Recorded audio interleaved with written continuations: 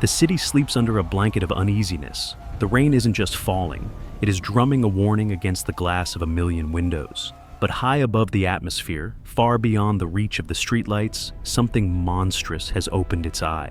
This isn't just another storm season. The thermal scans are off the charts. The rotation is tightening. In the silence of space, a beast is waking up, and its target is locked. Critical alert. The screens in the command center light up with the color of danger. It's happening faster than the simulations predicted.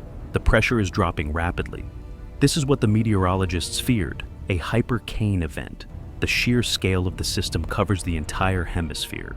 In the control room, the air is thick with panic. The eye wall has reformed, solidifying into a perfect circle of destruction. There is no more time for debate. The order goes out. Brace for impact. On the ground, the realization hits. People look up, not at the sky, but at a swirling abyss of green and black clouds descending upon them. The wind begins to howl, a sound that tears at the nerves. Traffic grinds to a halt, the steel cages of cars becoming traps rather than escape vessels. Above the gridlock, the brave few take to the skies, search and rescue pilots, fighting the turbulence, heading straight into the mouth of the beast while the rest of the world tries to run away.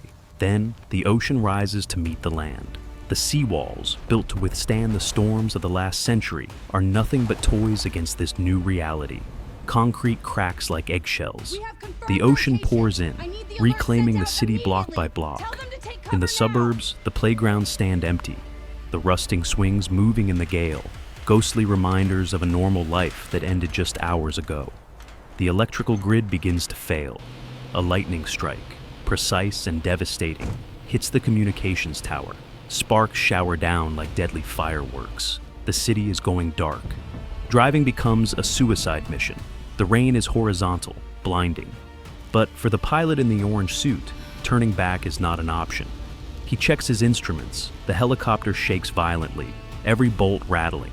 Outside his cockpit, the sky has turned a bruised purple. A massive supercell cloud formation looms over the skyline, looking more like a volcanic eruption than weather. It dominates the horizon, a towering god of chaos dwarfing the skyscrapers below. Gravity seems to lose its hold. The wind speed surpasses critical thresholds. Debris is no longer just blowing, it is weaponized. Cars are lifted from the pavement, tossed through the air like leaves, crashing into buildings. The streets are a war zone of glass and steel. Underground, the subway stations turn into rivers. The infrastructure is collapsing from the inside out. In the command center, the data overload is total. Systems are failing. They are flying blind. As the water rises, so does the fire. Gas lines rupture, igniting infernos that float upon the floodwaters. It is a hellscape of contrasting elements. Fire burning on top of the ocean that has swallowed the residential districts. A rescue chopper hovers precariously. The pilot spots survivors on a rooftop, waving desperately. But the mechanical beast is wounded. Engine failure warnings flash red. He is fighting the machine as much as the storm. Suddenly, a skyscraper's facade shatters, millions of shards raining down. The Great Suspension Bridge, the artery of the city, cannot hold. With a groan of twisting metal that can be heard for miles, it snaps. Cables whip through the air, and the road surface crumbles into the churning waves below. Vehicles plunge into the dark water. The devastation is total. In the flooded streets, small tragedies play out. A teddy bear floats past a submerged stop sign. Innocence lost in the deluge. A transformer blows, lighting up the narrow alleyways with an electric blue explosion. The helicopter pilot grips the stick, his knuckles white. He is lowering the basket, but the wind is fighting him for every inch. Down below, a car is sinking into the murky depths. Inside, the water rises to the ceiling. It is a race against time and physics. Elsewhere, in the safety of a bunker, a woman grips a phone, tears streaming down her face. The connection is dead. The silence on the other end is louder than the storm outside. On the coast, a second wave, a tsunami generated by the pressure surge, crashes over the ruins. Inside a flooding apartment, the pressure blows out the windows. An aquarium shatters, sending tropical fish swirling into the living room flood. A surreal moment of beauty amidst the terror, but there is hope. The basket reaches the family trapped on the roof. The wind threatens to smash the helicopter into the building, but the pilot holds steady. His face is bloodied, his eyes focused. A cargo ship, unmoored and helpless, drifts on a collision course with the remaining bridge supports. It crashes with earth-shattering force.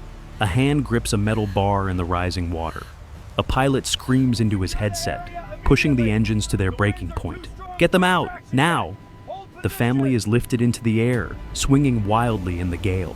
They are pulled into the cabin, just as the roof below them is swallowed by the surge. In the control center, a technician watches the radar. The eye is breaking apart. The wind speeds are dropping. The worst is over. The clouds part. A shaft of sunlight pierces the gloom, illuminating the waterlogged city. It is the eye of the storm, a moment of deceptive peace, but this time, it signals the end of the violence. The helicopter winches up the last survivor from a boat. In the subway, people huddle in thermal blankets, shivering but alive. Rescue boats navigate the streets that are now canals. The radio crackles back to life. "Mission Control, this is Alpha. We have them. We are coming home." The sun rises over a changed world. The skyline is battered, smoke rising from the scars of the night. But the light is golden, promising a new day. A golden retriever is pulled from a raft, shaking the water from its fur, a simple, joyful sign of life persisting. In the mud, a single purple flower stands tall, untouched by the devastation. It is nature's way of saying that life goes on. The stadium has become a city of tents.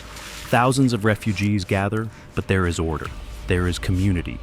A woman in the control center leans her head against the glass, exhausted but relieved. She looks at the reflection of the globe. They survived the night. But as the camera pans over the beach, covered in the debris of human civilization, the message is clear. The storms are getting stronger. The ocean is getting warmer. We survived 2025, but the planet has changed. This is our new reality. Survival is no longer a guarantee. It is something we must fight for every single day.